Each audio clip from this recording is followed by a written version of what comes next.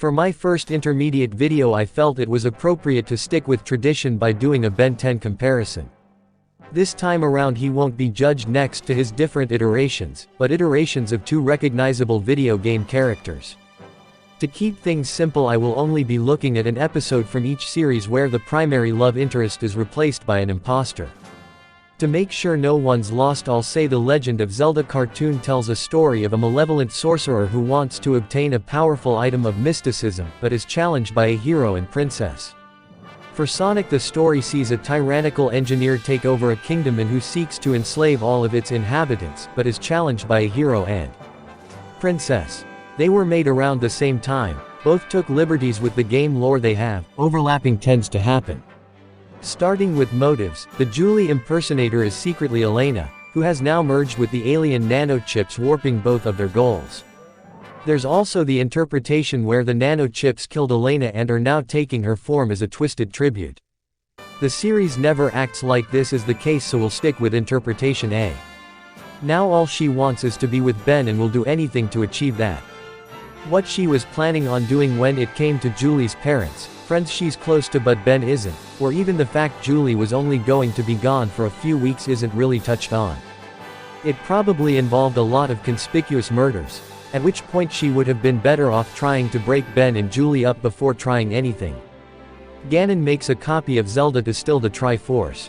First by way of magic mirror, which his henchmen break, and then by having Link deliver the Triforce with a poor explanation as to why he should.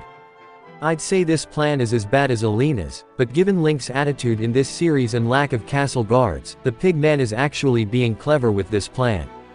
Robotnik captures Sally and replaces her with a robot double with the hopes that this will reveal the secret location of the rebels' base. It seems like the most thought-out plan, yet there is the issue of his copy being surrounded by several people who know Sally and would likely be very observant about any suspicious behavior given their current living conditions. There's also the fact that Robotnik is forward-thinking enough to give the robot Sally's personality, but not install a tracking device so he could use it to find the secret base without needing live footage of it. On to what makes them stand out. Robot Sally mostly acts like Sally, but is confused and taken aback by Sally's friends bringing up things she should know but doesn't. Clone Zelda acts nothing like her counterpart, outside of insulting Link, but is able to fool the hero of time by giving him a mouthful of herself. Elena ignores most of what Julie would normally want or do in favor pleasing Ben.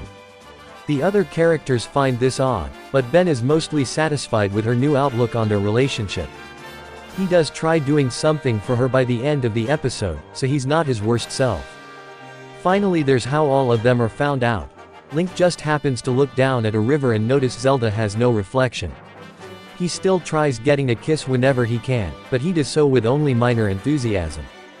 Ben starts to notice strange incidents happening around Julie, culminating in living buildings.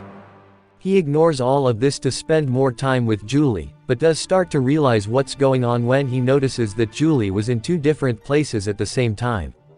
Sonic is told by Tails that Sally isn't acting like herself and is even doing things that scare him. He attributes that to her being worn out from her kidnapping and Tails having a bad dream. He starts to see things differently when she continues to not know things Sally should, coupled with the odd behavior of Robotnik's other robots. Him getting smacked across a room also likely helped. The title suggests there is a connection between all three shows, but in spite of what we just went over, it's not them sharing an episode premise. Instead, it's each of them going for a braggadocious protagonist meant to walk a fine line of endearing and irritating. Link, kind of, falls off that line onto his face. It often comes across like he wouldn't even bother being a hero if he wasn't recognized by others for his great deeds. This being shown with him only noticing Zelda isn't herself through happenstance, and taking the time to exploit that for himself. Ben trips and stumbles on that line. Looking at the franchise as a whole is its own can of worms. For this episode we see him also only really learn the truth through happenstance, but at least that situation came about because he was trying to be a considerate person. Sonic for his part manages to easily run across that line.